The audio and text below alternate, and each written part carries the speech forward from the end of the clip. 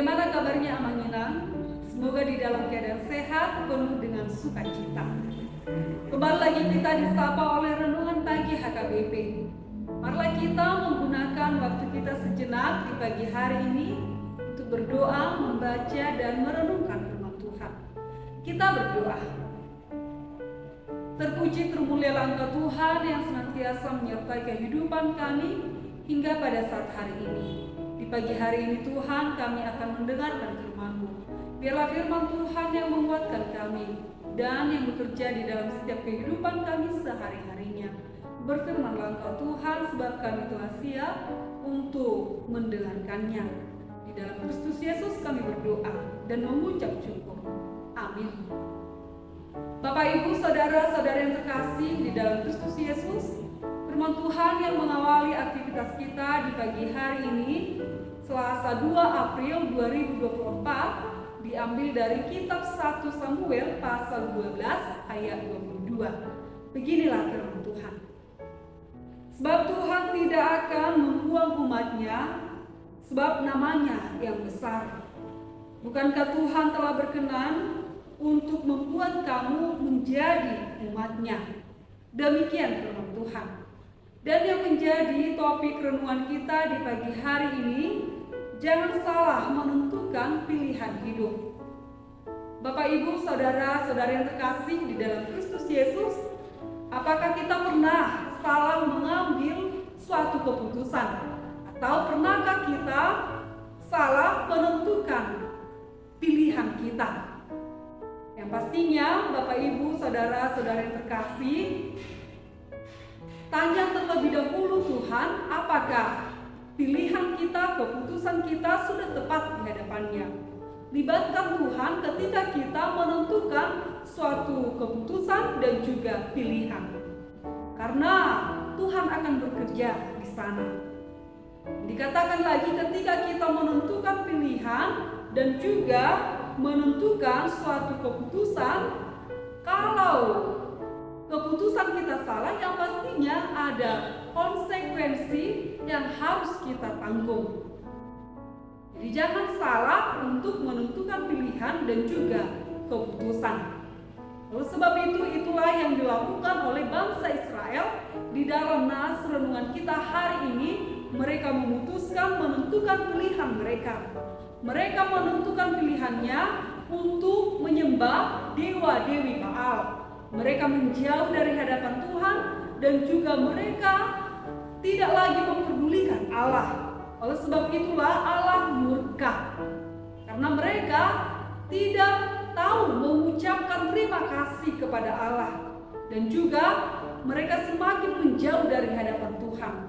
Oleh sebab itu, mereka tidak mengingat lagi bagaimana kebaikan-kebaikan Allah di dalam hidup mereka.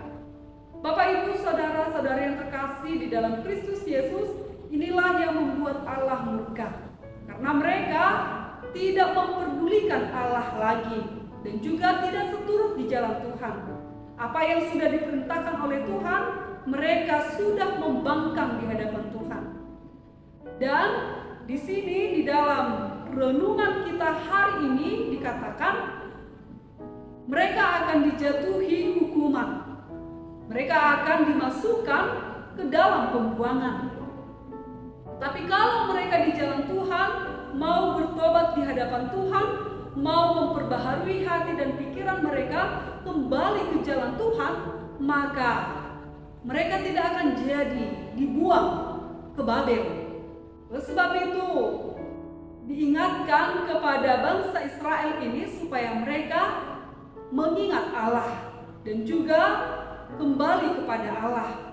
Walaupun bangsa Israel penuh dengan pelanggaran di hadapan Tuhan, tetapi Tuhan senantiasa menunjukkan kesetiaannya kepada bangsa Israel. Dan juga Allah senantiasa menyertai hidup bangsa Israel, di mana kasih sayang yang nyata Tuhan tunjukkan kepada mereka. Demikian halnya dengan kita. Tuhan senantiasa bersama-sama dengan kita. Tuhan tidak pernah meninggalkan kita. Jadi jangan pernah meninggalkan Tuhanmu. Senantiasa di jalan Tuhan dan baharui hatimu, pikiranmu, Senantiasalah melakukan apa yang dikehendaki Tuhan di dalam hidupmu. Yang pastinya Bapak Ibu saudara-saudari yang terkasih di dalam Kristus Yesus, ketika kita melakukan dosa pelanggaran di hadapan Tuhan atau dosa yang tersembunyi sekalipun, senantiasalah minta pengampunan dosa kepada Tuhan. Itu juga yang dilakukan oleh Daud. Ketika dia melakukan dosa pelanggaran di hadapan Tuhan, dia mengambil istri Uria, tetapi ketika Nathan datang kepadanya mengingatkan dia untuk meminta pengampunan dosa kepada Tuhan, maka itu juga yang dia lakukan. Dia senantiasa meminta pengampunan kepada Tuhan. Dia berdoa sepenuhnya kepada Tuhan. Oleh sebab itu Tuhan mengampuni dosa-dosa kita kalau kita datang ke hadapannya. Datanglah kepada Tuhan dan juga lakukanlah apa yang diperintahkan oleh Tuhan kepada kita. Komitmenlah di dalam hidupmu untuk senantiasa di jalan Tuhan. Jadi jangan pernah mau tinggal di dalam kegelapan, tetapi mari senantiasalah seturut di jalan Tuhan. Lakukan yang terbaik bagi Tuhan. Jangan salah menentukan pilihan hidup. Pilihlah Allah di dalam hidupmu dan juga pikulah salib. Karena ketika kita memikul salib, di sana disediakan oleh Tuhan jalan keselamatan. Tujuan hidup kita adalah surga. Oleh sebab itu, lakukan apa yang dikehendaki Tuhan dan juga jangan salah memilih pilihan dan juga jangan salah mengambil suatu keputusan. Keputusan senantiasa bersama-sama dengan Tuhan. Itulah yang kita lakukan. Itu juga yang kita tunjukkan bahwa kita adalah anak-anak yang takut akan Tuhan, seturut di jalannya. Amin. Kita berdoa. Kembali kami Tuhan mengucap syukur kehadirat-Mu, di mana Tuhan senantiasa menyertai kami hingga pada saat hari ini, di mana firman Tuhan mengingatkan kami supaya kami senantiasa seturut di jalan Tuhan dan takut akan Tuhan.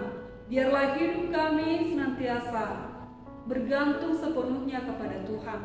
Bapa yang baik, baharui hati dan pikiran kami supaya kami mengingat kebaikan-kebaikan Tuhan, supaya kami jangan menjauh dari hadapan Tuhan, tapi senantiasa di dalam Tuhan, di jalan Tuhan. Di dalam satu hari ini Tuhan, kami akan melakukan aktivitas kami. Biarlah aktivitas kami berkenan di hadapan Tuhan. Sertai kami di dalam satu hari ini melakukan segala aktivitas kami. Terpuji termulialah Engkau Tuhan di dalam Kristus Yesus. Kami berdoa dan mengucap syukur. Amin.